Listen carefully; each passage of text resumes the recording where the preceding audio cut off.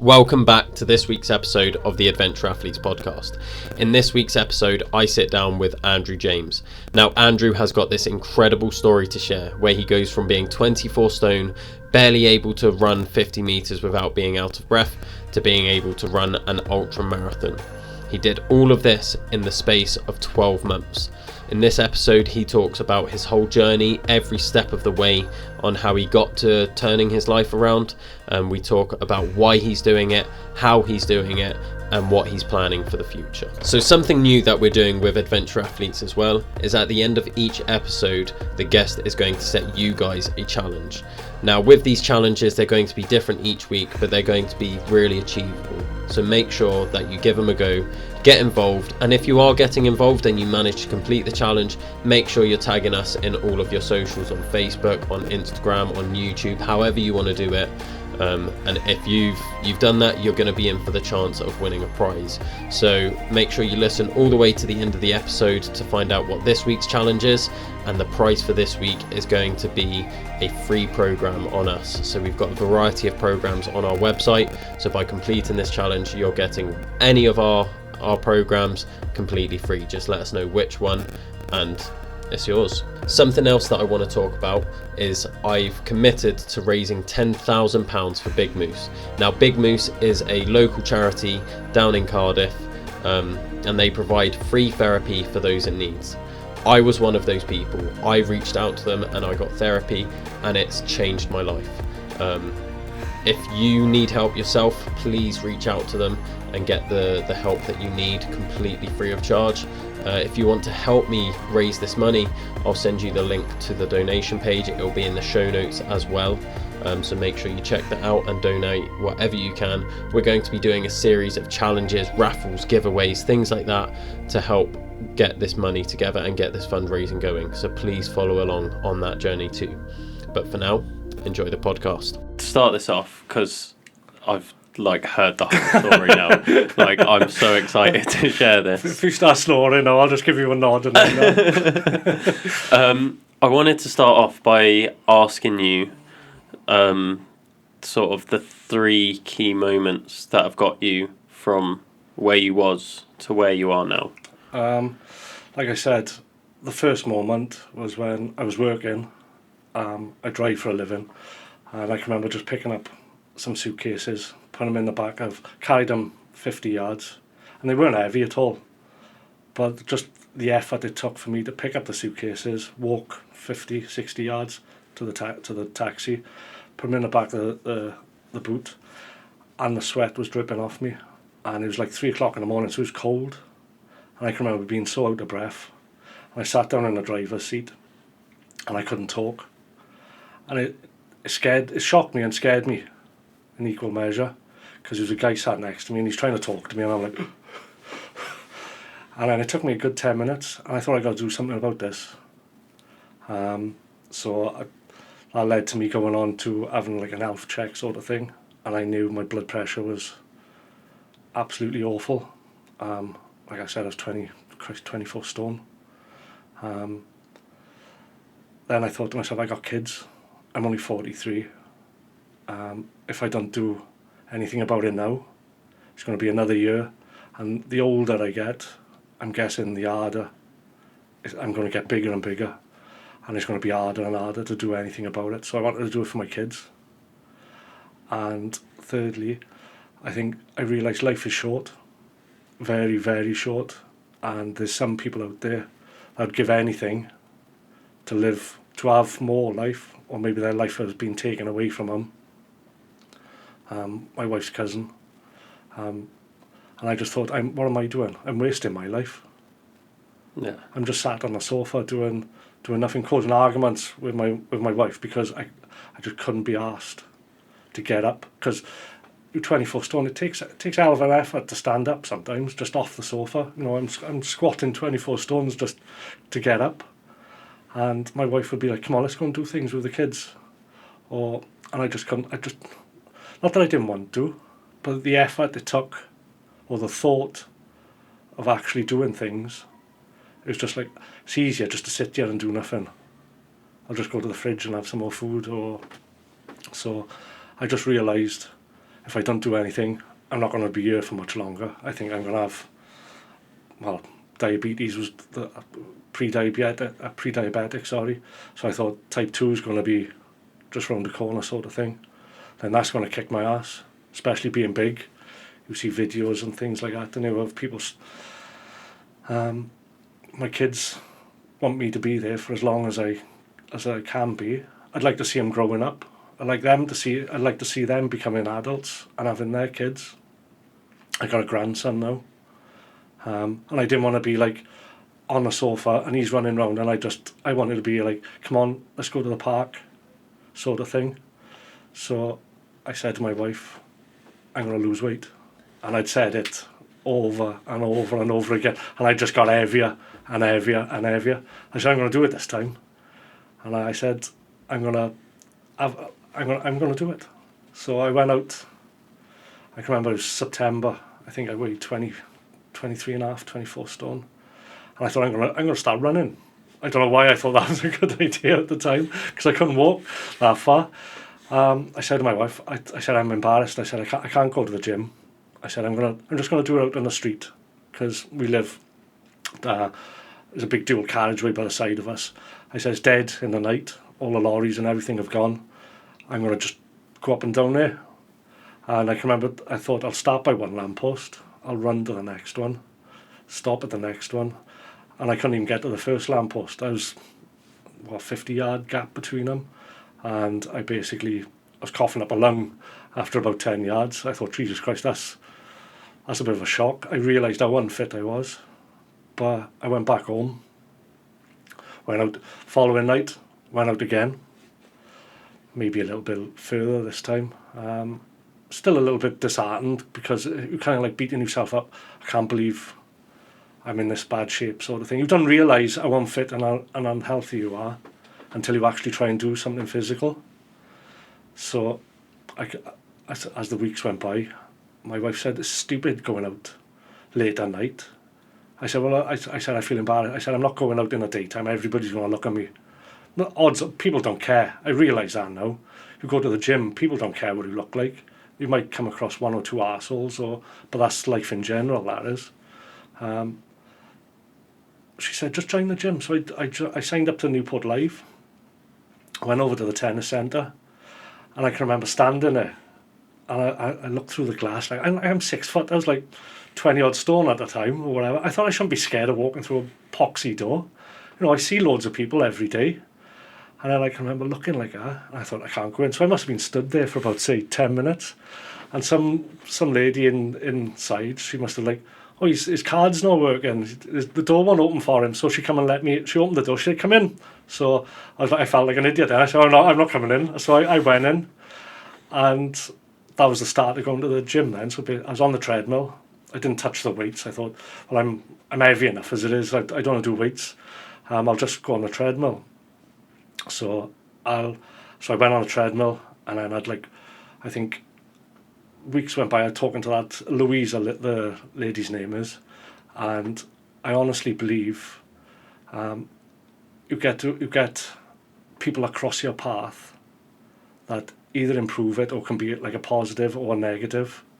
And she didn't know me from Adam, but obviously you go to the gym, you start speaking to people, don't you? And she said, oh, you're on the treadmill all the time. She said, I said, I just want to lose weight. And obviously I was losing weight as the weeks went by. And she said, join the running club. And I was like, don't think so. I said, I can't run that far. I said, they're all fat. She said, trust me. She said, sign up. She said, there's loads in Newport. She said, I used to belong to, or she did belong to at the time, Run Newport. And I was like, oh, get away, I can't join a running club. I said, but that's like, she planted a seed. I don't know, I'd signed up to a 10k in Chepstow races, and my mate Matthew, I've got to give him credit, because he won't forgive me otherwise. I'll have it in the neck off him. He was pretty fit. He'd done like an half Ironman. He was doing marathons and stuff, and he's a Cardiff boy. I'm a Swansea boy. And he'd always take a mickey out of me. He'd say, come on, you can do it. You've got to start doing. He said, you can't stay like that. And as much as it didn't bother me him saying that, it it did bother me as well. It kind of, well, you've got a point really, when I am in terrible shape, sort of thing. So he set me off on that, and then I can remember I said to him, I'm going to sign up to a 10k. I said, if I sign up to a 10k and I run it, I said, you've got to put one of my Swans top on. And I said, I'm having a picture of you wearing my Swans top, stood next to me. And he's like, whether he thought I wouldn't do it, but he agreed to it. And like I said, we signed up to that 10k. He done the half marathon, and obviously he was running around, and I can remember doing the first lap, so I'd done 5k, and my lungs were hanging out of my arse. I thought I'm going to give up. I said, I can't do this. And I think Matthew was the other side of the race course, and so he wasn't there to like give me encouragement or whatnot. And that all of a sudden I said, go on, I heard a voice going, go on, Andy, you can do it. And I looked across, it was that Louise again. And it was like a bolt of electricity going through me. It was such a, like, oh my God, I can do this. It's a strange feeling. And I managed to drag myself around the last lap, because the thoughts, I can remember thinking, oh, everybody's waiting to go. Everybody'd finished, basically, like. And I can remember I'm thinking, are they waiting for me to finish now? So I'll just give up. But like I said, that Louise was shouting, and it was like a boom, like a bomb had gone off. And off I went. Well, I thought I was running fast, but I must have just been like wobbling round. And I finished. And I honestly think if that Louise hadn't been in the gym that time and let me in, I would have turned round and gone home. And I wouldn't have carried on what I was doing. And if she wasn't at the race course that time and shouted, maybe I would have given up then. Well, I think I would have. And I would have just, I'm not doing this anymore. I can't do it. But then those two things pushed me on. Like, I joined the running club then. And I gotta say, the Run Newport, it's the best decision I've ever made, is joining a running club. If anybody's out there thinking, oh, running club is just for people that can run 100 miles or 10 miles or they can do the 100-meter sprint in whatever, it's not. Join a running club, because not everybody there is super fit. Some of them are there more for the social thing. They might only run half a mile, or some of them love running 15 miles or whatever. But join a running club, because the encouragement and the support you get off them are absolutely amazing. And I think it's running clubs in general, because all the runs I have signed up to, you see people with running vests and you get talking to them, and they're absolutely the nicest people I've ever met. So obviously I'm random with my conversation, sorry, so I do apologise. But I can remember doing my first 10k. Then I signed up to the Chepstow half marathon, and I run that. That was in the January. So September I weighed, say, 24 stone. Done my first 10k in November. January I'd signed up to an half marathon, Chepstow racecourse again. I'd done that in about three and a half hours, something like that. And then I was getting I suppose I was getting the buzz for it then. I was in the running club. I was making lots of friends. And then you find out websites then that you can go on to see other races. Everybody's saying, oh, do this. And they send you links, and I'm like, oh, that looks good. I'll have a go at that. So then I was running quite a bit, but it was all flat. The only hills I would do would be on a Monday with the running club up and down the Civic. So I signed up for a trail half marathon, and I thought, well, I can do a road half marathon in like 3.5 hours. No, 3 hours. Trail half marathon can't be that bad, can it? So those famous last words. So I can remember signing up to it, and I think it took me about an hour and 20 minutes to run like 4 miles, and I was like, oh my God, what's going on here? And I can remember it was up the side of Garth Mountain, I think it was, with ridge runners, and I got to the top of there, and I felt like I was a king. I was at the back, there was nobody behind me, everybody'd overtaken me. I can remember, like, I got my phone out, I sent a video message to my wife, I said, this is killing me, but it's the best thing I've ever done. And I was buzzing, the sweat was pouring off me, and I got to the end, and I can remember like really struggling to finish it. And like at that time, man, I could do an half marathon on the road, quite not easy, but it was getting to a point where it wasn't that much of a challenge, should I say. Yeah. And I can remember it took me like 4.5 hours to do this trail half marathon. And it was the first time I got to the end. And I can remember I got my medal, and I can remember the picture. And I can remember thinking, hurry up, give me this medal. I just want to sit down. I can remember thinking, I just want to sit down. And they had loads of food out there. I grabbed a cookie, grabbed a bottle of water. I can remember lying on the grass. I think, I'm absolutely naffed. I said, I can't move my legs. My legs were shaking. And I was like, that was amazing. And I thought to myself, but I can't get up. I can't move my legs. So I just sat there for like, I just soaked it all up for like, and I saw everybody chatting away to each other. And it was the best run I'd done up to that point. And I can remember getting back to the car then. And I was like, I'm going to do more of these. And I hadn't heard about off the tarmac or nothing. I thought, is it the off the tarmac pen a van challenge? Yeah. I signed up to that. That was a shock to the system, that was. I can remember doing that with Claire Harris from the running club. And I thought to myself, Christ, that was really, really tough. Then I signed up to the long course weekend. I signed up to the marathon. Signed up to the, no, tell a lie, sorry. Signed up to the Newport Marathon, and that just seemed like, oh my God, 13 miles at that time. It was getting to a point where I was like, it's hard, but it's doable. And I was like, you know when you sat in the house and then you've got the fire on, you've got a nice cup of coffee by the side of you, and then everything's nice and cosy. I think, that sounds great, I'll sign up to that. I thought, if I sign up to it, I've got to do it. Then I signed up to it, and then I downloaded just like a generic marathon training guide, and I was following that. And I thought to myself, the longest run I'd done was like, up to that point was 13, 14 miles. Because I've realised now, if you do a trail half marathon, they lie about the distance. It's never just 13 miles. It's always a little bit more. And if you get lost, it's even more again. But I can remember, I'll sign up to the Newport Marathon. And I thought to myself, I want to do two things. I want to finish it.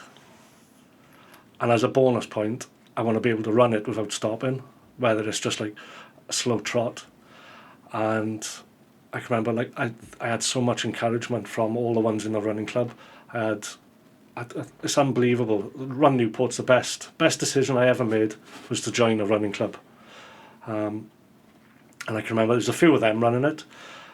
But little did I realise, as I was running round, they had, like, we've got a chat group, and people are typing in there saying, how's Andrew doing? Has anybody seen him yet? They were all dotted around the course. So obviously when I'm coming around the corner, and I was hanging out my arse, pardon my French, and then there's like a couple of girls, they're going, go on Andy, you can do it. It gives you such a boost. And then when I got to the finishing line, I can remember thinking, I'm doing this. I can remember, I broke it down. I thought, don't think of it as 26 miles. Think of it as, I think, is it 4 10Ks and a park run? So I was like to my mate, I said, come on, we've done 1 10K now. We only got 3 to go. And I said, it's only a park run at the end. So we got to the end. And when you can hear the finishing line, even though it's only, I say even, it's like 3 miles where you can hear the music, you can hear the tannoy. And then you'd have a volunteer say, come on, it's only a park run, you can do it. And I can remember seeing my wife in the distance. And I can remember, my little girls were there. I say little, but my 2 girls were there as well. And I can remember, I burst into tears when I crossed the finishing line. And it was the best feeling. I've never pushed myself. I've had an easy life. My jobs have been easy. I've never physically worked hard. I've had amazing parents. My wife's amazing. She does everything for me. Anything I can ask, she does. So I've never really known what it's like to push myself. Even leading up to that marathon, I was only like running, I say only, I was like doing 15-mile runs, but then I was always with people. Some of the ones from the running club, I'd run, then do a park run in the middle to break it up a little bit, and then run a little bit towards the end. And then I can remember crossing the line, and I got really choked up. And I can remember thinking, this is the best thing I've ever done. It's the hardest thing at that time, but it was the best feeling I've ever had. I wish I could bottle that up because that feeling you have at that moment in time is better than any drug anybody could take in the world. And I was buzzing. I was absolutely amazed. I thought, I want to do more. And then I can remember sitting down. We had a pint because all the roads were shut off. My mate went and got a pint, and we sat there, and I was on top of the world. I thought I was a king. I was no, if you look at the times, I was most probably the last one to finish. You know, when you see the videos, you see people crossing, there's loads crossing. It's just like silence. Then you can see me coming from the distance, and me and my mate Matthew coming from the distance, and we sat there and I had a pint, and I was like, as it happened, then we went home, and I was doing half marathons round just road running. And obviously the weight was falling off me, doing more social runs with the running club. I signed up then to the long course weekend, the marathon. Little did I realise that it's technically not for people like me. Well, it is, but it's not. It's more for people that can run marathons really, really fast. So as I looked into it, I was looking at the times, the finishing times. I was like, I said to my mate, I don't know if you've noticed, Math, but the finishing times for this long course weekend, all the slowest ones are like 4 hours. And I said, this is supposed to be really hard. And I said, we're going to be doing it in about 6-7 hours. they're going to end up back in the back of a bus or something because we're too slow. So we done that, but we finished. I think it was 6. I finished in 6 hours 5 minutes, which was only 10 minutes slower than my Newport one, and considering the Newport was flat and the Tembe one was like uphills, downhills, I was buzzing. My mate came in about 20 minutes after me, and he was in like a crumpled mess on him. I got a lovely picture where he's on the floor, like, just leave me be, and I'm looking at him and I'm doing the thumbs up laughing at him because he's taking a mickey out of me over the months leading up to us. He was like, I'll have you. And obviously we was watching the swimming, because we were down there for a day, the swimming and the cycling the day before. So when we coming home, I was on that rush. And I said, I'm going to do the swim. I'm going to do the cycling. And I got home to my missus. I booked it all. And a day or two later, and I was like, babes, I haven't swum since I left school. And I said, when was the last time I was on a bike? I said, I think I was about 15. I said, I'm 43 now. So I signed up to all these things. And my mate said, I got a spare bike, Matthew. He said, I got a spare bike. He said, come down, take it home, just get used to it. So I can remember going out on the bike, and everywhere's flat around by me.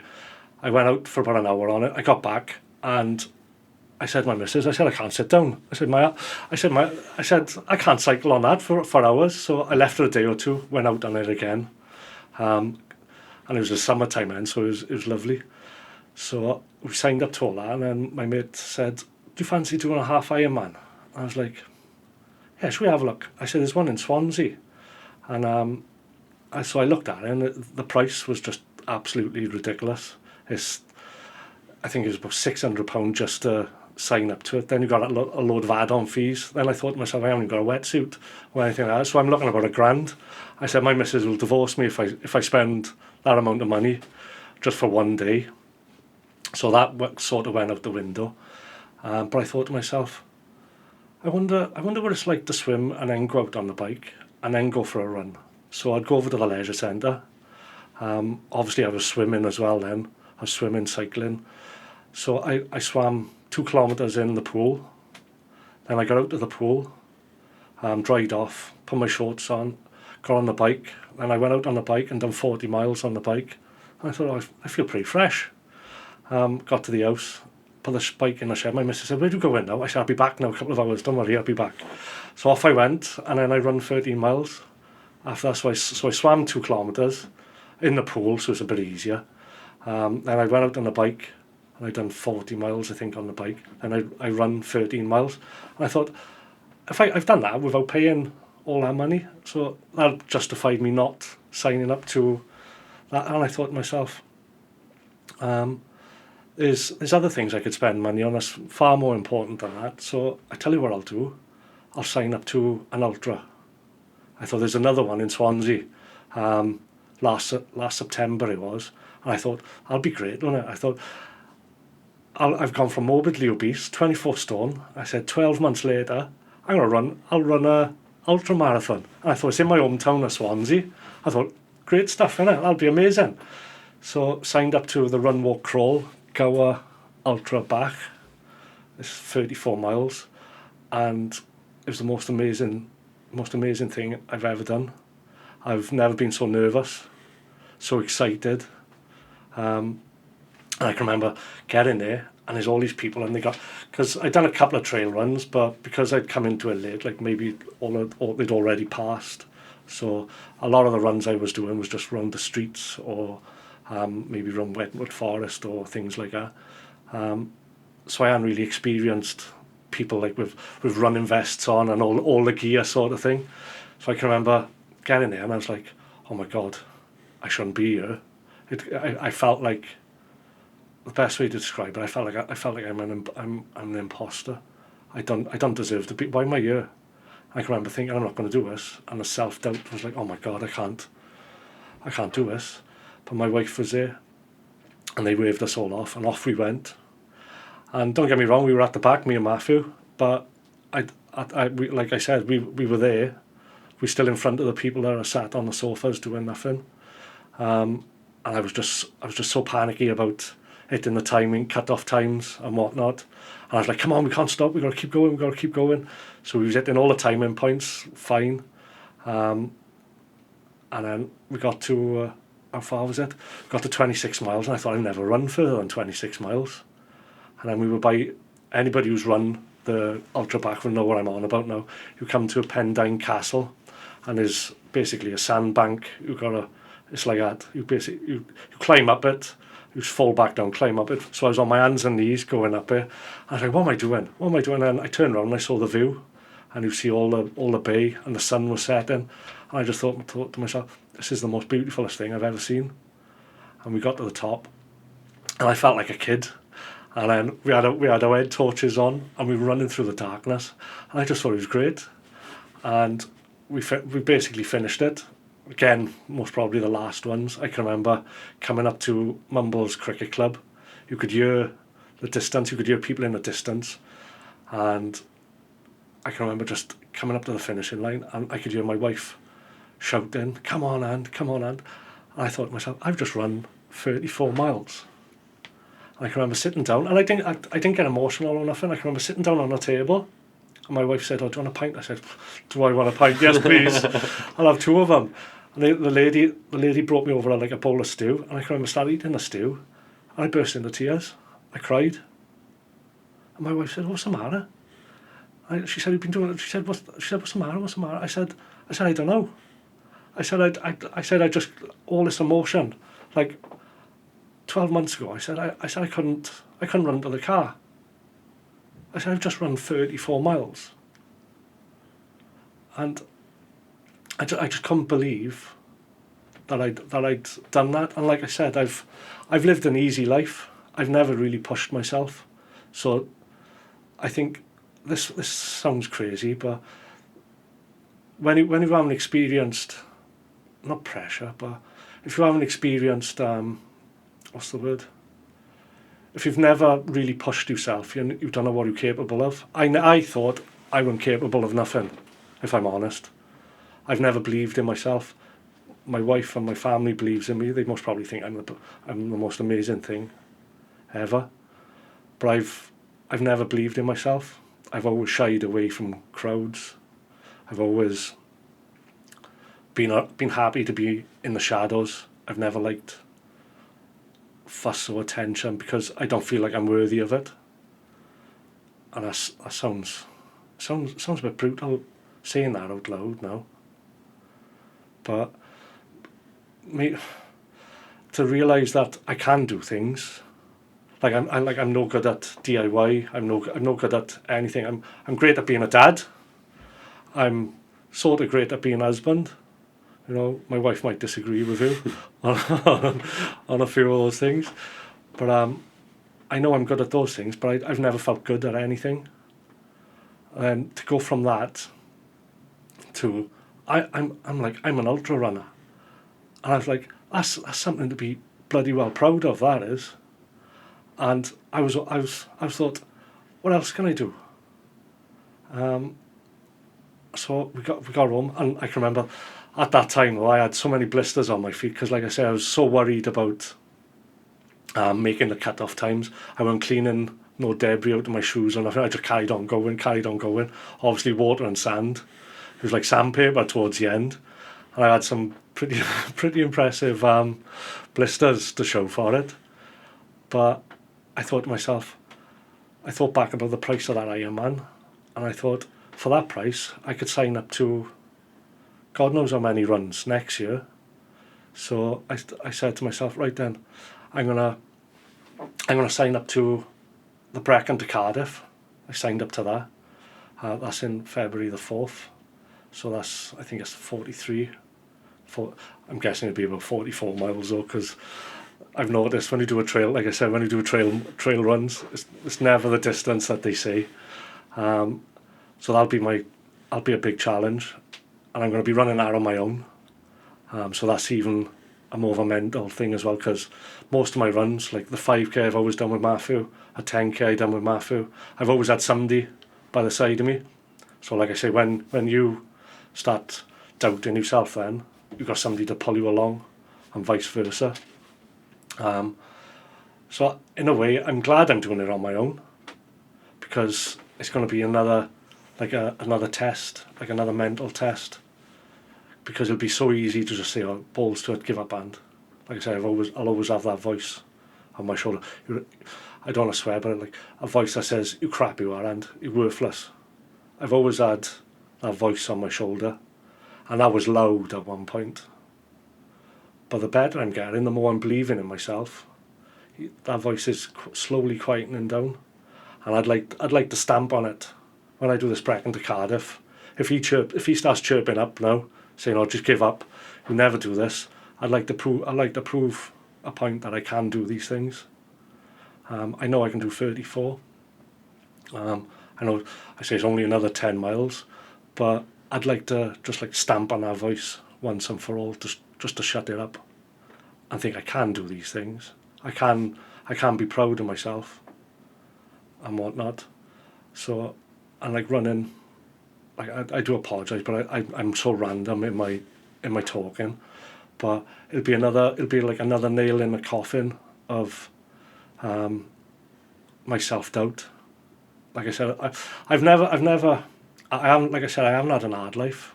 I've never been the most popular person. I've never been the loudest. I've always been the quietest. And like the only thing I was good at was eating. And I suppose in a twisted, weird way, like I'd eat loads because people said, "Oh, if there's food left over, oh Andrew will finish it off. Go on, Andrew, you want it, don't know," sort of thing. And I'd sit there and I'd eat it. Plus, I suppose if you don't really like yourself as well, food, or junk food at least, gives you that couple of seconds where you feel good. I suppose it's the sugar's hitting you, and all of a sudden then it goes up. You like that, you're like, oh, feeling good about it while you're tasting it, and then all of a sudden then it drops off, and you're like, that voice is back again. Then you know good you are. What do you eat that for? Why do you eat that? Why do you eat that? Why you crap you are? Just eat some more. Eat some more. That's the only thing you're good for. Eating.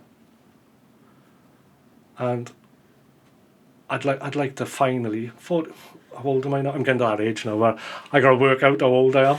I'm 44. I'd like to finally stamp that voice down and think I am something to be proud of. I am capable of things. I might not be the best at things, and I never will be the best at things. But can I run 20 miles? Can I run 40 miles? Can I run 60 miles? I'm not going to know unless I'm stood on the start of or maybe at the back of back of the pack on the start of because that'll always be my favourite place. I don't think I'll ever be at the front. Like I'm going to win this, but unless I test myself, and like I said, going back to that a year ago, I didn't think I'd run a mile. My first mile took me 17 minutes, 26 seconds. I can walk a mile in 14 minutes now if I wanted to. I could most probably walk it faster if I was power walking. And I think I'm capable of far more than what I ever thought I was. Why sit on the sofa, wallowing in self pity, I suppose? Because I was great at, if people are around me, I'm great at smiling and laughing, and everybody think, oh, Andrew, he's a happy chap, Andrew, isn't he? But like deep down, I'd not resent people, but and maybe hate's a wrong word, but I wouldn't be happy inside, because I could see where I was, and I always, like I said, that voice, he's on that shoulder, he is. That voice would always be there, and I don't know why, because I haven't, like I said, I haven't had a bad life. Everything's great in my life. I've got what I need, and I need what I've got. I can't ask for more. My wife's absolutely amazing. I got beautiful kids, lovely grandkid. So why I'd beat myself up over things? Well, I suppose it's easy now thinking, oh, why did you let yourself fall into that hole? But when you're there, you don't realise you're there until you start feeling better. And like I said, I've listened to your I've listened to so many podcasts, and a lot of things that have been said on yours. The last few days I've been listening to them about like mental health and stuff like that. Maybe I don't think I was ever at a point where I'd like end up doing anything stupid, but there's varying degrees, and it's not just black and white. There's shades of grey. It goes from white to black, but it's not just one big jump.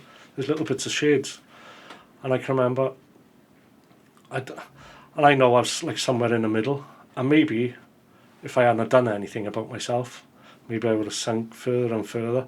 Like I'd live in work, because I suppose if I lived in work, then I wouldn't have to come home and then do things. Like my wife would say, come on, let's do things. And I'd be like, I don't want to. So like I said, I'd cause arguments. And then that's not, my wife wouldn't feel valued then, because she'd think I didn't want to do anything with her. But it's not that, it's just, I just didn't want to do things in general. Like I'd be laughing, like I'd sit there in silence, then somebody would come to the house and I'd be like all laughing and joking. So if somebody looked at me, they thought, oh, Andrew, he's a lovely, chirpy, you're lucky to have him, you are, Claire, sort of thing. But then if they realised how grumpy and how miserable I felt inside, and how much, I wouldn't like to say I hated myself, but I used to wish that I was better than what I was. But I didn't realise that the only person that's stopping you from being a better person is yourself. So, and now that I'm on top of the world now, and I honestly wish that I hadn't been like that years and years ago. But hindsight's a wonderful thing, isn't it? Unless you experience things, I think you're not going to know what things are like on the other side. And I wish that I'd set better examples for my kids, because obviously if they see you sat there doing nothing, just on your phone all the time, then they copy you as well, don't they? Your kids are what you make them in a way. And I wish I'd been a better example. I wish I'd been a better husband, because what my wife's had to put up with me, I suppose, it's been ridiculous. But she's been there every step of the way. And I think where I just didn't want to do nothing, I just want to sit there. And like I said, eating was the only thing I was good at. And until I started dragging myself out, and I didn't realise what it's like to be, like life's short. We're only here for a short amount of time in the grand scheme of things. And like I said, since I've started doing all these things, I've seen sunsets, I've seen sunrises on top of a mountain. I never thought I'd do that. I wouldn't been able to walk up on them before. The feeling of it's hard to explain, but like knowing that I can run a set distance, like I'll run 10 miles. It's it's an insane feeling, and it makes you feel great as well, knowing that you can do those things. Like I used to think, like, why do professional athletes get all depressed and stuff when they give up like a boxer is always searching for another fight or he has won too many fights. But I can see now why how amazing they feel when they're doing things, and that's how I feel. So I feel I wish I could, like I said, I wish I could bottle things up. The feelings I've had over the last 12 months, I wish I could put them in a bottle and put them in boots to sell, because we'd cure everything in the world near enough. And I guess I'm rambling a little bit now because there's like so much I want to say, but like I'm like say that, and I'm a scatterbrain, and I just feel like running has saved my life. I think that sounds a bit drastic. Well, it hasn't saved my life, but it's given me a life, because now I want to do things with my wife. I want to do things with my kids. I want to go here. I want to go there. It's like the feeling of like crossing the finishing line, and maybe you've run further up an hill than you ever have before, or you've met somebody that's told you a story. The amount of stories I've heard on podcasts like yours, and like I'll be driving down the motorway and I'll be like, oh my god, that's amazing.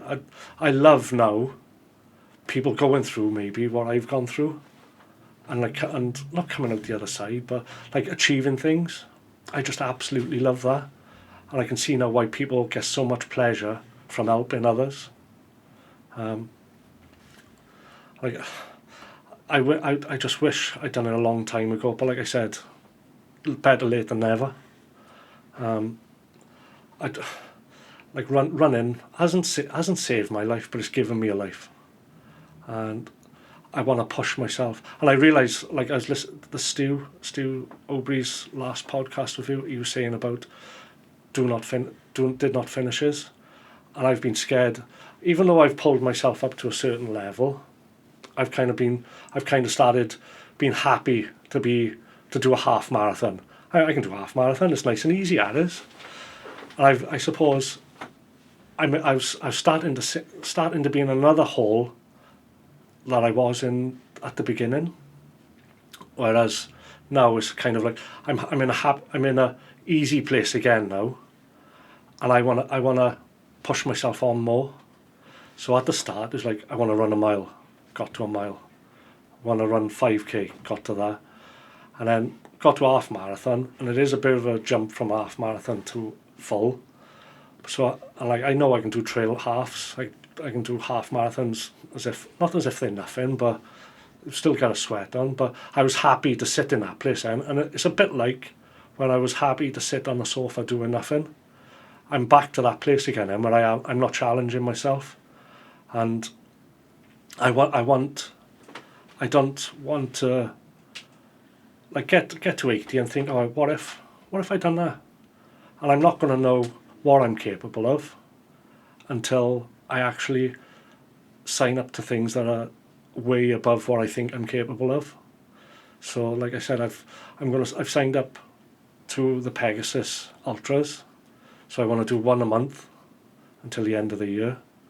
I want to do my first trail marathon, because that's another thing. I'm like, oh, I'm too slow to do. I can do 26 miles, but I'm too slow to do them. That's the only problem. So I was hiding behind excuses again. So I'm signing up to the Radar and Griffithstown full marathon, whereas that's my first trail half marathon. I'd like that to be my first. It sounds stupid, you've run an ultra, but you're scared of running a trail marathon. But they give you so much time sometimes on that ultra. It's kind of like you could walk it if you wanted to, in a way. Whereas the trail marathon, you've got to like at least keep up a set pace to reach the cut-offs, maybe a little bit more closer together sort of thing. So I'd like to do my first trail marathon in the same place that I done my first half trail. I want to do all the Pegasus Ultras, or at least... No, I'm going to do them. I'm not going to try. I'm going to do them. Anything for a free t-shirt. And I just want to see what I'm capable of over the next 12 months. Yeah.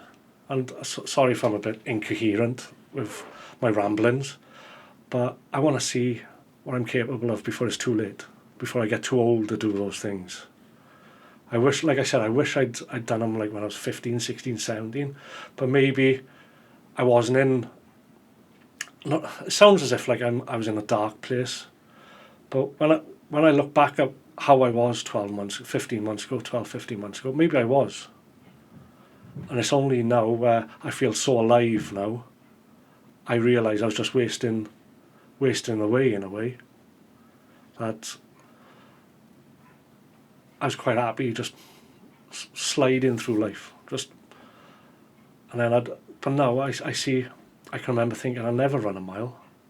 I'll never run 5k, but I can do them now as if they're nothing.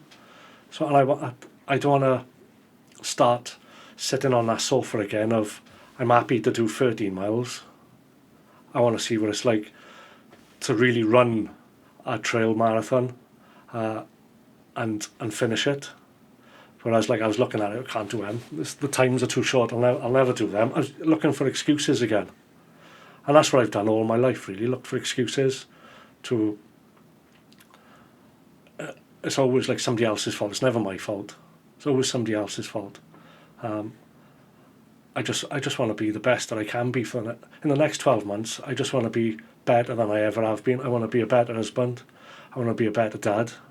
I want to be fitter now than I've ever have been. Losing weight's going to come naturally. I'm still I think 17 and a half, 18 stone. So I've lost about 5 or 6 stone over the past year. So I think I could still lose a couple of pounds. I just want to be the best I can be, to be honest, and I want to help other people to do it as well. Like I've listened to a podcast with Nathan from BigMoose, and some of the things he was saying, like people have said over the last year, why don't you run for charity and everything? And again, I was like, I'd like to start doing that. I don't particularly know how we go about doing it, but I suppose it's easy to send a message to somebody and say, how do I raise money for you? I'd like to help. Maybe my run-ins help me mentally and physically, and maybe if I raised £100 and I went to somewhere, or I raised whatever, I'd like to indirectly benefit or help somebody, because the amount of people that I've come across that or listened to, and they don't know me, they must probably never even see me, but listening to their stories and like just driving around with my headphones on and listening to them, their words, they wouldn't realise it, but their words have touched something in you. Yeah. And it sounds mad, because maybe I'm old and I'm not used to like technology and stuff, but how can somebody from, say, 50 miles away say something and it resonate so much up here? Yeah. I want to help other people. I'd love to like to, for my words to touch somebody the way other people's words have touched me. And like when Stu came on here, I was driving down the M4, and I think he was talking about, well, he mentioned me, and it was pitch black, and I was driving down the motorway. I had the headphones on, I was listening to it, and I was loving the podcast. I thought everything he was saying was great, and then I knew he was talking about me, and I just felt like, oh my God, somebody who's so elite, and like, I suppose a god in a way, compared to like what I think I'm capable of. He was like so impressed with me, of what I'd done. I thought, if somebody like that believes in me, why shouldn't I believe in myself? And I'd like my wife will say, oh, well done, but I know she loves me. She'd love me if I'd run 1,000 miles or I'd run 100 yards. It's different coming from somebody that doesn't know you, or I think personally is like at the top of what they do, and to like, for them to say, or to be like really shocked at what I've done, whereas I'm like, well, I'm only running. It didn't, so it kind of, maybe his words, maybe his words he doesn't realise, but words or kindness that comes from those people, it's just as good a feeling as when I first run my first mile, or when I've done my first half, or when I've done my first marathon, or my first ultra.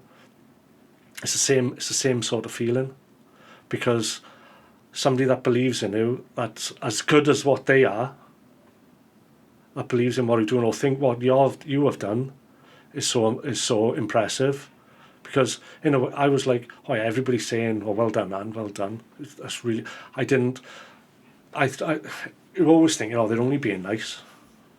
But then to see how impressed he was, and then for him to even mention me again then on here, I was like, oh my God, he really bloody meant what he said. And I felt emotional driving back. And like the more I listened to the podcasts, and like and I thought how people are going out there and they're making a difference to the world. And I think I'd really love to, like, maybe if just like a slight thing that I've said would help somebody think, well, I can do that. If he can do it, why can't I do it? Yeah. I wish everybody the best. All the people that have started in the gym now, who've got the new year, new me brigade sort of thing, and it's like a big, I suppose people make a joke of it on Facebook, but I wish all of them the best that have gone out there and thought, I'm going to change. 99% will almost probably fall by the wayside, but I honestly wish them all the best, because it's the best feeling in the world when you push yourself past a limit that you thought you wasn't capable of, or you get to a point where it pops up in the running group, who fancies a 10-mile run today, and I'll be like, yeah, I do. And it's like, I still can't get over like running for 15 miles and then getting back to the car or getting back to the house and feeling like I haven't run at all. People are like, oh my God, you've run, like even in the running group, people say, I can't believe you've run 15 miles yesterday, and you looking to go for a run today. It's so impressive. But you take them words with a pinch of salt a little bit, but when somebody that's like really, really good at what they do says something, especially then brings it up later, so it proves that it's gone into their mind and they actually mean what they say. People don't realise words can affect someone positive. They can affect, you can call someone, you fat, lazy, whatever, and then that can affect them really negatively and make them sink into or a simple word or a simple sentence of encouragement can send somebody up there. And it's hard to explain, and I'm trying my best, because I'm not great with words, but I wish everybody could feel like I'm kind of like really nervous now. I don't know why, but I just wish everybody could experience what I've felt the last 12, 15 months, from meeting some of the most amazing people to experiencing like the sun setting as you're running along the Gower coast. It's absolutely amazing. And as I'm running, I might be hanging out of my arse, but I'm thinking, I want to see this if I hadn't decided to sort myself out. And I think that's a big problem with a lot of people these days, because we live a sedentary life. We can work from home. You can get food delivered to the house. You don't have to cook. Like we are swines for like having takeaways and stuff, and it's just so easy. It's just crap food. You feel crap, so you have crap food. Makes you feel good for a couple of seconds. You're feeling like shit afterwards then, so you have more crap food to make yourself feel better. And it's just a vicious circle. And like I said, like a lot of people that have come on your podcast have said about mental health, about how there's not that many pubs about there anymore. I know pubs are not the best thing because alcohol's not the greatest thing, but then it gives men outlet as well. Whereas, like I was saying about my mate Matthew, he'd take the piss out of me, saying, come on now, fat chubby chops, get out of bed. And I'd be like, I can't. But it's things like that. That's why I used to go on in the pubs and stuff. And like, somebody might feel down about themselves. They go to the pub or go to like a football club or whatever on a Saturday, and they'd say it in joking ways. They'd say it jokingly, but with a hint of truth in there as well. And then when it gets turned into laughter, then it takes away the edge of it. So even though it means something, it's like a vent that's been opened, and instead of it all building up, and you just sat there and you slowly sinking down. When years ago maybe it'd be easier to go to a pub or go to a social club or working men's club, and men had that outlet. Those are all slowly going down now. Like driving up here, we went past the Bedwas working men's club, and it's like derelict, and that's like a sign of the times. That's, I suppose, a club like a working men's club like that is like what you could say is about men's mental health now. It's there, but it's crumbling because there's nowhere for, or maybe there is, but not as much for men to go to be men, sort of thing. Not everybody wants to like be Jack the Lad and stuff, but even if you sat in the corner and everybody's laughing around you and stuff, and you're all taking a piss out of each other, it takes the edge off the knife. That might be like stabbing in your back, and maybe it's harder now. Even though like with modern technology, it's easier to stay in touch with people. I think people are more. We're further away from each other than ever before. And like I said, like 12 months ago, I can remember we'd all be sat in the living room, and we'd all be on our phones because like it just couldn't be asked doing anything. But that's there's a time and a place for it. Sometimes you don't want to talk. Yeah. You don't want to. You just want a nice bit of peace and quiet, like. But I think it's easier now to stay in touch with people, but it's also easier to be distant from everyone as well. And like I said, you see social media, like Facebook, everybody always puts the best snapshots of their life on Facebook. Like I said, I feels a bit of a turnip when I puts my. I'm proud of what I've done. So when I put it on Facebook, I love putting it on it because I like looking at them as well, and you do get a little bit of a buzz when people are like, you see a light going on or something. But then that's just, say you see somebody that's always going on holidays, and maybe if you're not feeling your best and whatnot, and you're seeing somebody, they're off on holiday again, or they're in a nice posh restaurant again, it makes you feel crap, I suppose. So I think, like I said, modern technology is great, but it's a double-edged sword. And I think the more technology that's coming into people's lives, and the more the old ways are going, like going to the pub, I think that's affecting men more and more and more. And maybe if me going for a run over a mountain, and people would like want to donate and do, like if I do it for a charity or something, and that goes back to helping somebody, because somebody that's come on your podcast or gone on to another podcast I've listened to, and it's touched me and made me change my ways or help me along what I'm doing. Maybe I'd like to return the favour and do that for someone else if it does. But I'd like to like show people that you can be a better version of yourself. It's never too late. It's never too late to be better than what he was. Yeah. And that sounds kind of deep. And I don't want to sound all melodramatic or anything, but I think if I can do it, and I was 24 stone, and I couldn't run like 10 yards, but if I can do it, anybody can. It's an old cliche, that is, isn't it? Yeah. I suppose if he can do it, anybody can.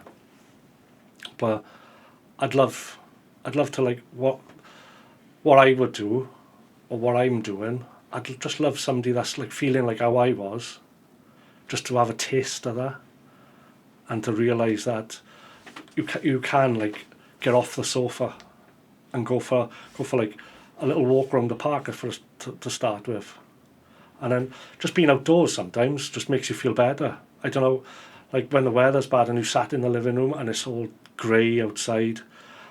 I love going out in the rain. Because I said to my wife, come on, we'll walk around the park. And she said, it's pouring, and you dry off and you come home. It's not going to kill you. Is there a bit of water? And I said, it's great when it's pouring down, you're getting soaked and everything. I said, it's great. But it's better if the sun's shining, but you still, I said, you feel alive. I said, when you sat in the house and the four walls are there, that's how I used to feel. I can remember just like sitting on the sofa, and I suppose you're looking on your phone then, you're looking for an escape through your phone. And the escape's not on your phone, it's out there. It's not on your phone. You're just gonna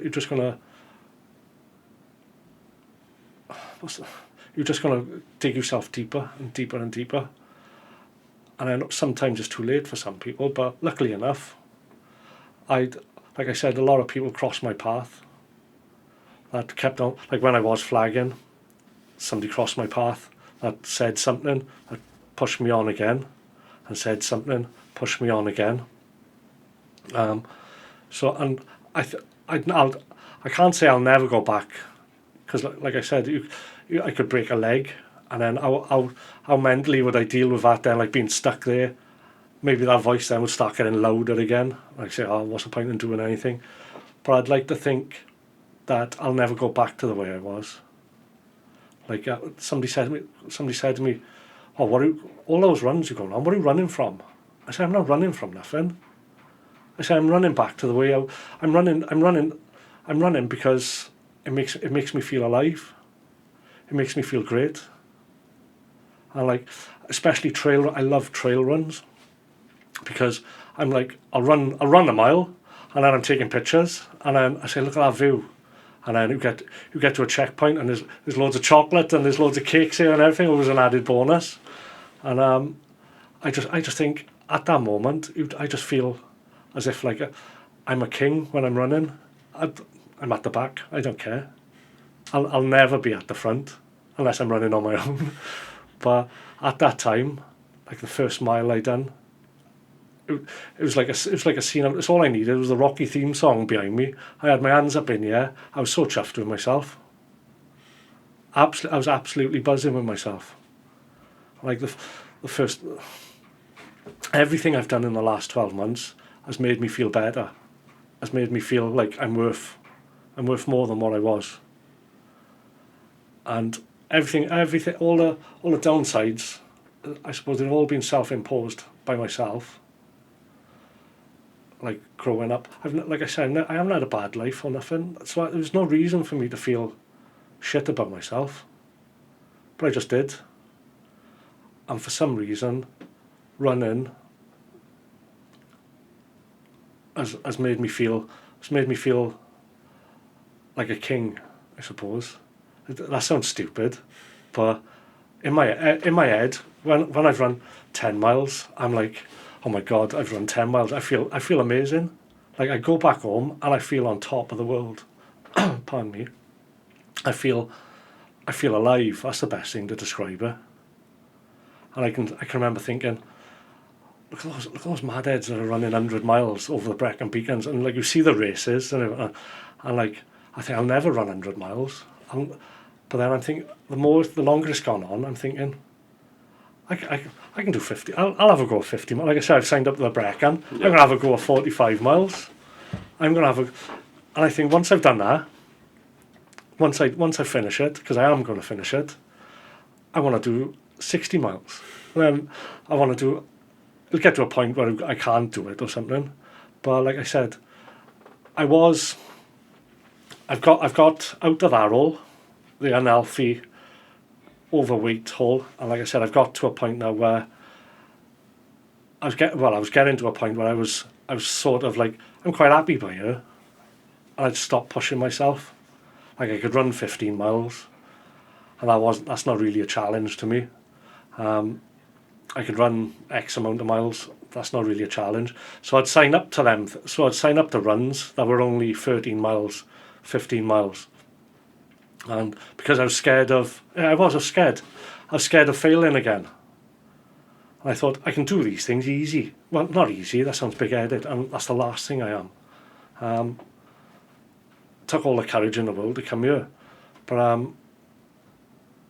I want to see, like Stu was on about did not finishes or do not finishes. I thought I've been using that as an excuse not to push myself again. So I'm signing up to the trail marathons. I'm going to push myself, whether I finish or not, or I get pulled off the course because it's too late and everybody wants to go home and they've had enough of waiting for me. But I'll know where I am and I'll know how to improve next time. And like a couple of you guests have said, unless you push yourself to a point where you fail, you're not going to know what you're truly capable of. And like I said, I've pushed myself to this point. I've done the Gower Ultra back, and I didn't think I'd ever do that. But I know I can do that now. Then I can feel myself, not sliding down, but I can feel myself becoming comfortable is the word. Like, I can go out for a 10-mile run, go out on a bike for 50 miles, go and swim in the pool for X amount of time. I can do all that, so it's kind of, I want to do more. Like, we've signed up to the long course weekend. I think I said. So I'm going to do like an open water swim. And I've only been in the open water once swimming, so that's going to be a shock. I haven't even got a swimsuit yet. So, I'm scared of that, if I'm honest. As stupid as that sounds, I'm scared of doing that, but I want to do it to prove a point to myself. Like I said, I'm gonna odds on I'll finish last, but I really don't care. I just want to finish it. I just want to know that I've done it. Like with running, you can just go out and run, can't you? On a bike, you can just go out and run. When you're swimming, I suppose you can sink, can't you? It's a bit different to falling off a bike, but I just want to push myself. I do, mate. Yeah. I just want to. Maybe if somebody sees me running, because I'm not the slimmest guy in the world. Well, like I said, I'm still like 18 stone. So if somebody sees me running or sees me putting something on Facebook, like, oh my God, he's done it. Why can't I do it? Yeah. That's what I'd like, even if I never know about it, but the thought of helping somebody to get out of maybe a bit of a shitty place, or even if it's just if they're listening to a podcast and it's passing the time for them while they're running. Like I said, certain people have crossed my path and made me carry on for 12 months, whereas maybe I would have given up at that point if so and so wasn't there. I think I would have given up at that point if person B wasn't there, or if I hadn't surrounded myself with people join a running club. That's the number one thing. If you're going to start doing this, join a running club, no matter what level of fitness you are. Join a running club that as a beginner or whatever, because that will push you on. Because not only don't you want to let them down then, because you're thinking, oh, they believe in you, they do. They believe in you, they think you can do all this, so you've got to do it. Join a running club. I know more people now than I ever before. And they're amazing people as well. They're the most supportive, friendly. I can remember 12 months ago, I'd drive past the riverfront where the park run is. I say, look at all them idiots running up and down here. I say, what are they doing shit like that for? It's a waste of time, that is. But it's not just the health benefits, it's the mental part of it as well, where they get there and they'll have a laugh and they joke and then they go for a cup of coffee afterwards. It's just I suppose it's like an extended family type thing for some of them. And some of them, they'll go out and have meals and stuff like that. Like Christmas time, they'll all get together. And like I said, joining Run Newport is the best thing I've ever done. Join a running club. That's the number one rule, is join a running club. Yeah. Because I think if you're doing it on your own, it's hard enough as it is. Unless you're like a really stubborn bugger and you're determined. But when you've got other people around you that are pushing you on and being supportive, that takes a major chunk of the challenge away. Plus when you're doing it then, it's like, I don't want to let my family down. My kids believe in me. They do. But I got loads of other people then cheering you on, and you don't want to let them down either. Yeah. So, plus, it's just a great thing as well to make other friends. And I think if you're a little bit lonely, join a running club, because there are amazing people out there. You haven't got to look hard to find some amazing people. If you're feeling like you've got nothing, and not nothing, that's maybe there are people out there that feel like they've got nothing, but there's always someone out there that'll make you feel better about yourself, whether it's your wife, whether it's your kids, or whether it's just like a random stranger that'll say something to you or not say something to you directly, but will say something to you, will say something to somebody else that you listen to, and then that you think, that resonates with me. Like joining a running club, we go for the social runs in the morning, and there's like a lady saying, I go with Stu, we meet up on a Friday, he does a social, and I'm like, I won't mind doing that. So then I spoke to Stu, then obviously he mentioned me to you, so that's those unlinked chain of events have all led to something. Like when we done the Macon Trail Marathon, I met a guy called Chris Hill. He's like another coach. He's like a triathlete coach, and I was talking to him and telling him, and how impressed and everything he is about things, and like saying just what's the word, like positive words from people like that. Yeah. I think sometimes, as much as people are close to you, when random strangers say things, especially like I said, when people you look at them and you think, I'll never be like that, and when they turn around and say you're amazing, or what you've done is amazing, that might boost you on for another couple of weeks. That thought is up here then. So every time you go for a run and you start flagging, it's funny how random things will pop into your head. Yeah. And it might give you a boost then, and you get past that hurdle. So I hope that I can be the best. I hope I can be better than what I was 12 months ago. I hope that I stay fit and healthy for another 12 months. Yeah. I hope that maybe somebody listening to this thinking, oh my God, he rambles, doesn't he? Because apparently, I know I do ramble. I know I waffle, according to my wife. I hope that maybe that some, like even one or two words will resonate with someone. Yeah. And it'll give them the incentive. Maybe my incentive was that time when I chucked the suitcases on, and I come out thinking, Jesus Christ, I feel like I'm dying. That's what set me off. And then obviously little tidbits then over the past 12 months, the things you listen to, or things you hear, or people saying things to you, it's like a snowball, and you start off small and it's rolling and rolling, and then you've got a big, you free flowing, and you're going down the hill, and nothing's getting in your way, sort of thing. But at the start, you just need that little spark. Yeah. You just need that random stranger to say something nice, or you need something. You just need something. Some people just need something to like snap them out of where they are. Yeah. Like whether they catch. I can remember catching a glimpse of myself in the mirror and thinking, you fat bugger. Stronger word than that, like, but. And like I'd hate myself in a way. Yeah, I'd hate myself, and then obviously you wouldn't realise what you've got in life, because you hate yourself so much, and then you're always looking to blame something, or I suppose, or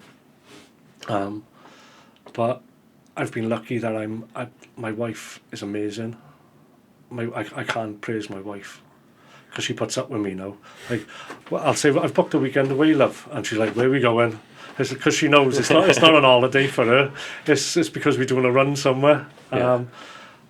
She's been so encouraging, my wife have, and I love her to bits. And like I said, even though sometimes you might have loved ones around you, they'll say good things to you, but because you know they love you, it takes away a little bit of the praise that they're giving you or the encouragement they're giving you, because you think to yourself, they're only saying that because they love me.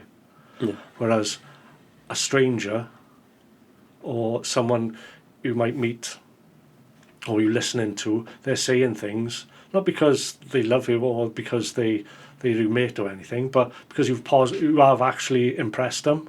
Yeah. So those words sometimes hit home more or mean more in a different way, if that makes sense. Yeah. Well, I hope I'm making sense anyway.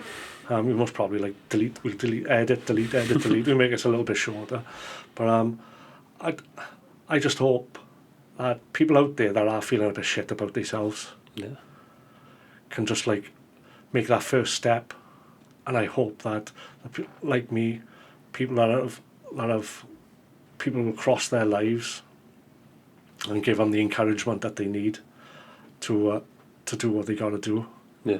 And maybe my next couple of runs, whereas now I'm feeling a little bit more confident about myself, and I'm thinking I'm not running to I am running to prove things to myself, but I also want to help. I'd like to help other people as well, like people have helped me. Yeah. And maybe if I could raise like £100 for someone, and that goes to a good cause, and that leads to helping somebody from not doing something silly, or digging them out of or whether it puts a meal on the table for someone, I'd love to do that. But at the minute, I just want to be the best that I can be, and best that I can be for my wife and my family. Yeah. And I'm really looking forward to running more. It's ridiculous. I never ever thought I'd say that, but I can't believe like I'm sat here talking about what I've done as well. Cause like I'm rubbing my hands now, like I'm getting like, oh my god, I don't feel stupid, but I just feel like what have I done that's so good. But then I think then about like how Stu was impressed with what I've done, and then not just to say it to make me feel good at that time, but obviously he meant what he said, because he's come on here and he mentioned what I said or what I used to do. And then he messaged me as well, like saying you need to reach out to this guy, have a chat with him. And that's how I knew about you. I wouldn't have known about you. Like, you've literally just started up your Instagram account. Like, yeah, that's something my mate Matt, he said, "Oh, sign up to Instagram." He said, "There's loads of things you can follow on there for running." I said, "I can't be asked doing it." And then I'm like, well, I'll just click on that and I'll upload things. And then I feel stupid uploading things, because I feel like I'm bragging, but I don't want it to come across like I'm bragging. Yeah. But I'm just like proud of myself. And I got so many pictures on my phone. I joke, I say I got more pictures about places I've run, babes, than I have got you and the kids. But I just feel on top of the world. I feel so much better now. Yeah. Than I did 6 months ago. I feel so much better, and I feel way better than what I did 12 months ago. Yeah. And I suppose I didn't have. What's the word? I didn't have direction, maybe. I was just like going to work, coming home, and just feeling lousy and shit about myself. Yeah. But I honestly think exercise and surrounding yourself with people that are positive, and willing to go out of their way to help you as well. And hopefully, maybe. If somebody sees, like, if I put something on Facebook and they see that, and then they think, oh well, he's a big lad, he can do it. I'd love somebody to think. I'd love that to for them to like go out and do. Like I said, I'm repeating myself again now, but I'd love them to just feel an ounce of how good I felt. About it. Like, I will say, starting's the hardest. I honestly think going from nothing to 1 mile is probably harder than maybe running 100 miles in a way, because if you're training for 100 miles, then you know you're roughly capable of it. But when you're starting out from 0 to 1 mile or 5k, I think 5k is probably maybe the hardest thing to do, because you don't realise how far a mile is until you start doing it. Yeah. It seems like 0 to 3 miles seems a lot longer and a bigger challenge when you're starting than me thinking now, oh, I can run 0 to 50 miles. I could do 50 miles. It don't feel impossible. Yeah. Whereas at the start, it does feel impossible. That sounds bonkers. Saying it out loud, like thinking going from 0 to 3 miles seems like a bigger and harder task than going from, say, 26 to 50 or 50 to 70 or 70 to 100. Yeah. Because I think the guys that can do that, they know they're capable, or they know roughly that if they put in enough effort, Yeah. they can do it, God willing. But somebody like myself, who's just like sat on a sofa thinking, I'll never run 3 miles. I'll never run a mile.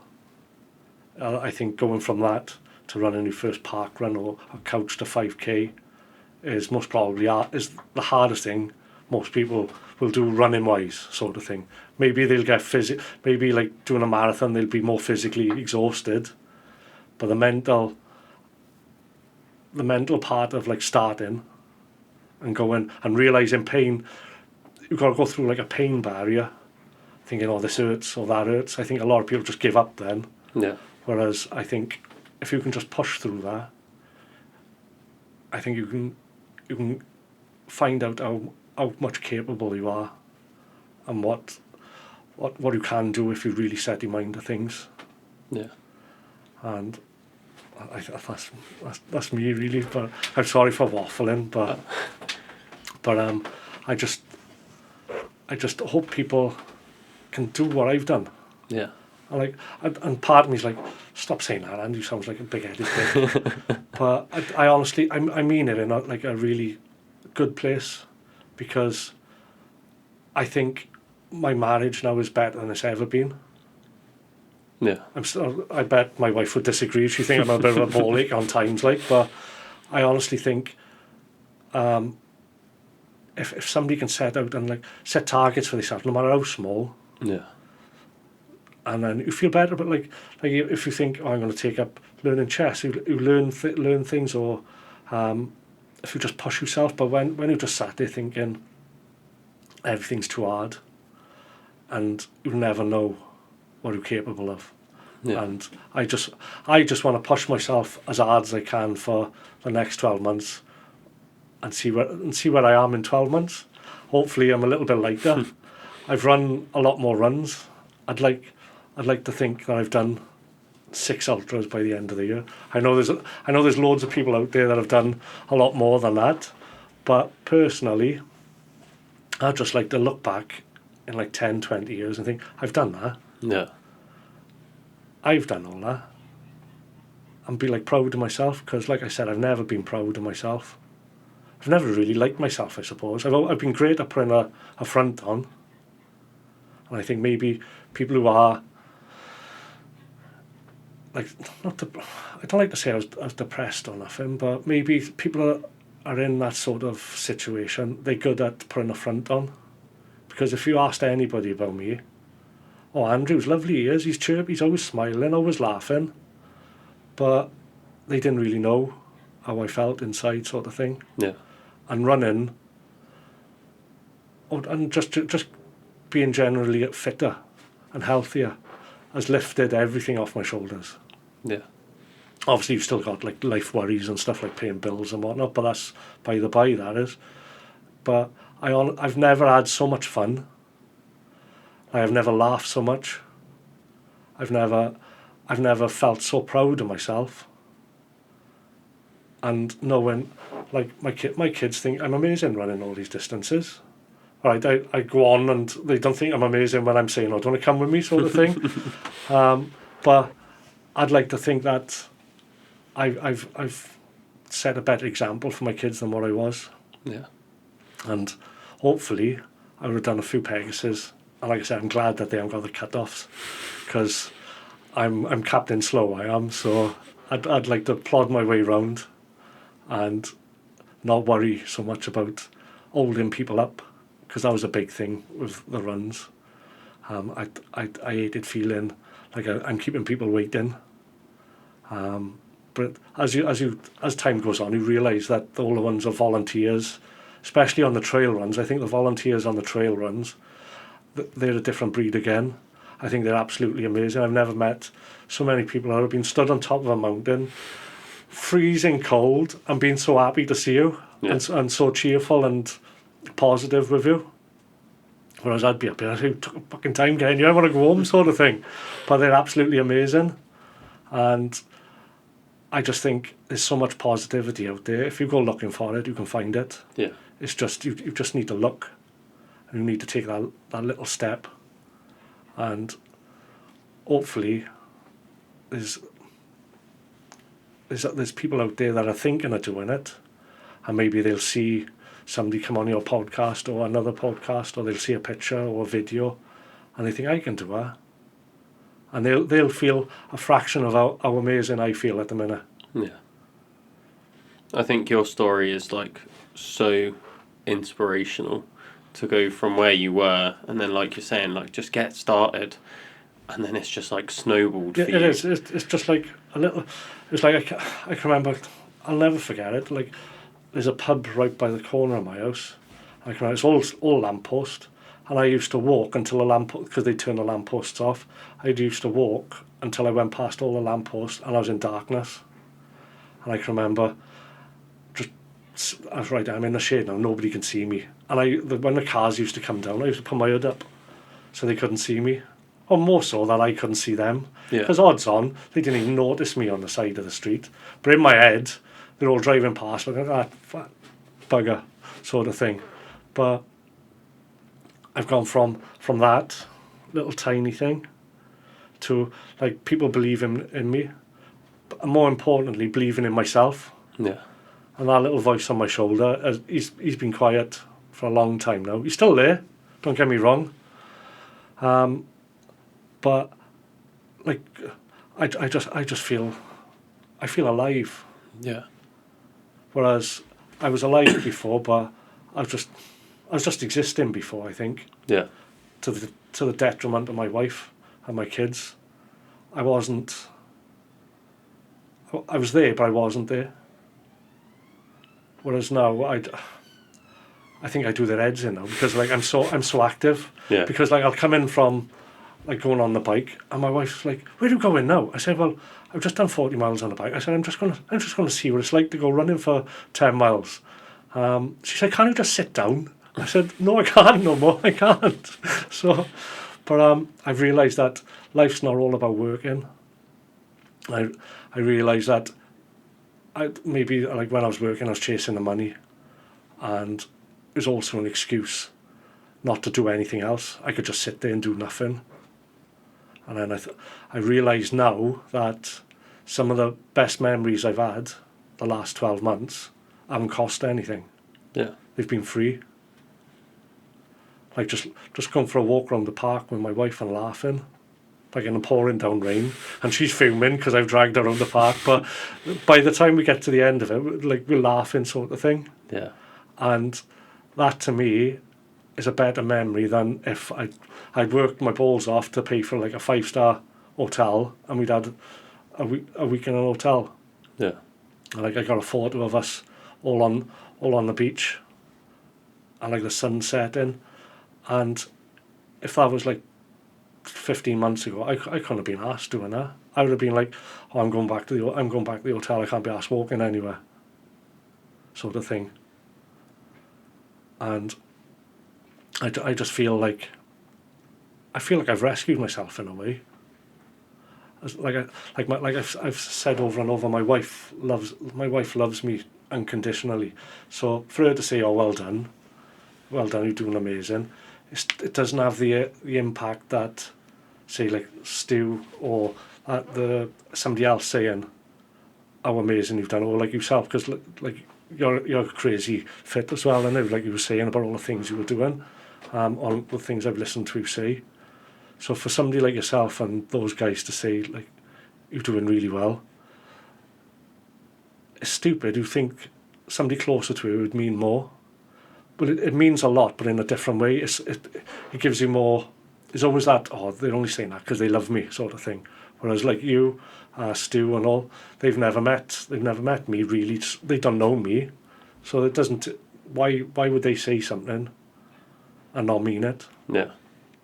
So I just hope that maybe somebody else listening, and if they haven't got cheesed off with me going on now, they're like, if he can do it, why can't I? Yeah. And there's just so many nice people out there that you don't have to do it alone either. Yeah. You don't have to be alone as well. There's loads of people out there that will be there for you, will encourage you. You've just got to take that first little step. Just get up off the sofa. Just go for a walk around the park to start with. Yeah. Or like I was doing, just go out late at night. Just go from one lamppost to the next. Don't look at it as if I'm going to run 100 miles. Just think, I'm just going to get to that next lamppost. Before you know it, you're walking from one lamppost to the next. Time flies by. And then before you know it, you're running 2 lampposts, walking 1 lamppost, running 3 lampposts, then running continuously. And before you know it, you've signed up to a long course weekend when you haven't been on a bike for 40 years, thinking it was a good idea. But I just make the plunge. Just say I'm going to do it. Yeah. Along that note then, a new tradition I want to add to the end of the podcast is I want the guest to set a challenge to whichever listeners are listening. What is one challenge you would set to the listeners this year? Just if you're absolutely doing nothing like I was, just do more. Just do a little bit more.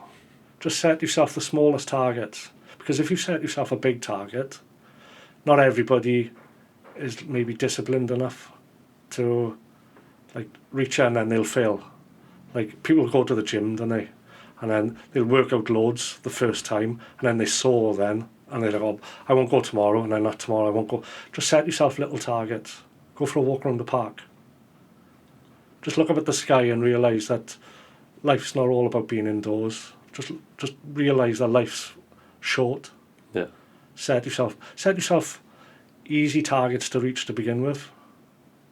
Or even tell you what, the target they can set themselves is join a running club. Even if you don't want to run, join a running club. Because people in there are absolutely amazing. Yeah. Take up something that, if you enjoy like playing chess, join a chess club. If you like drawing, go out and buy a notepad and draw. Go outside and draw. Just do anything that you enjoy. Start doing something. Everybody likes doing something. They've just forgotten maybe, or they've forgotten what it's like to be alive. So find something that makes you feel alive. Amazing. Basically. Well, thank you so much for coming on. I really appreciate your time. Thank you. I hope I don't know, I'm looking at the microphone. I'm not used to all this, so I feel... Yeah. But I hope I haven't waffled too much. No, it's been amazing. Hopefully people have enjoyed it, I suppose. But I feel like I feel cringy now. Like that's me. Like I said, I don't like being at the forefront. So this is like a big deal for me now. So I like slinking away to the back. I like seeing people run off into the distance. So at least I know where I'm going, and if they turn left, I know it's to turn left over there. But yeah, it's been different. Thank you very much. No worries. It's been a pleasure meeting you, Mush. Thanks for listening to this episode of the Adventure Athletes podcast. If you like this episode, make sure you follow us on Instagram, Spotify and YouTube, and share our content around. It helps more than you can ever imagine. Now, if there's a person in particular that you want to hear from, or a topic that you want us to cover, just drop us a message, let us know in our DMs, and we'll make sure we try and reach out to the relevant people to cover that topic for you. We're always trying to make content that you guys want to listen to. We have just dropped our website. It's adventureathletes.co.uk, and you can go on there to find out the range of different services we offer. So we have sports massage, different training programs, and personal training, both online and in person, that you can sign up to on the website. So make sure you go and check us out at adventureathletes.co.uk.